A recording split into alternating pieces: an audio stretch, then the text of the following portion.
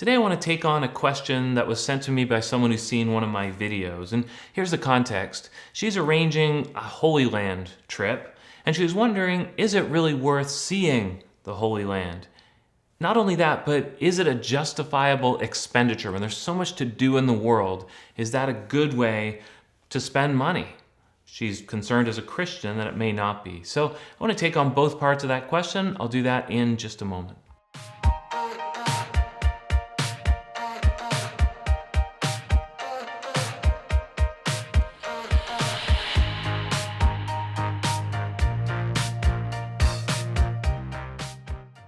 Question today revolves around visiting the Holy Land or visiting Israel, and I had the opportunity to go there just about a year ago now and rather enjoyed it. I guess there's a couple things we need to talk about. The first thing is the actual expense of doing a holiday, doing a vacation like that, going on a trip like that. And I know the person who wrote into me was concerned, is this a justifiable expenditure? We're Christians, we are on mission in the world, we've got so many things we could give money to. Can we possibly justify something that's just plain fun or something that just is interesting to us when it will be fairly expensive? I think we can. Now, I don't think the Bible is extremely detailed on how we're to spend our money, what is a worthy expenditure and what's not. It does tell us we need to be generous. It does tell us that we are responsible for every bit of money that's given to us. Our money is given us as stewards, not as owners. So we use our money on God's behalf.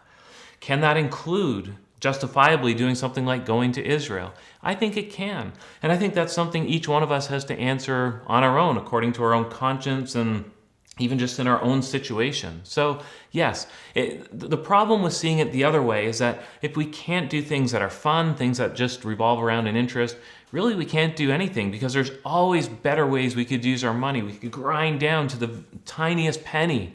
We can't live like that. And I don't think the Lord calls us to. We are allowed to enjoy His world. We are allowed to enjoy His history. So, justifiable, yes. Now, in terms of actually visiting Israel, my first thing would be, don't go and visit the Holy Land. There is no Holy Land. We, as Christians, the church, we are God's holy land. We are God's holy people. There was a time when God related uniquely to the nation of Israel, a time when God dwelled uniquely there. That's not the case anymore. God now dwells uniquely in us and through us, His people. So there's no Holy Land to visit. But there is a nation that is fascinating, a nation where some key historical events happened. So absolutely, I think it's good to visit. Absolutely, I think it's good to walk where Jesus walked, walk where Abraham walked, right? So much of what we read in the Bible happens right there. The bulk of what we read about in the Bible happens there, centered around Jerusalem, sort of spreading out from there. So I think it can be very moving, very touching, very helpful to see that land. I would caution, though, against buying into the superstition. You encounter some odd things as you go there. You hear about people who have decided, I'm going to be baptized again because now I can be baptized in the River Jordan.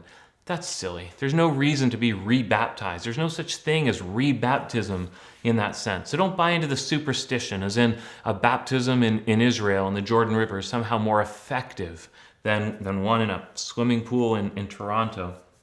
The other thing is, when you visit some of the sites, you'll see people really behaving superstitiously, as if there's grace to be had simply by being there. Like God is more specially present there. So I remember outside the Garden Tomb, there was a man who set up a tripod and mounted a video camera on it. And then he walked in front of the tomb and he knelt down and prayed, and he started glancing up to make sure the camera was capturing him. Come on now, we don't need to be doing stuff like that, right? We can go and we can explore and we can just see this land where so much happened. But we've got to be careful that we're not relating to it as if God is somehow more specially present there, as if there's grace to be had by being there. So be very careful not to buy into the superstition. On the other hand, I really do think you feel something there. You just feel like you're in this land that you've read so much about. You're around this culture in these key locations that are so important to the history of our faith. So in that way, don't relate superstitiously, but relate historically and enjoy a really unique place, a really unique culture, and a place that is key to the history of Christianity, the key to our self-understanding as Christians. So, is it worth a trip? Absolutely. Is it necessary? Absolutely not. Hopefully that helps a little bit. I hope you're able to go on that trip and enjoy it.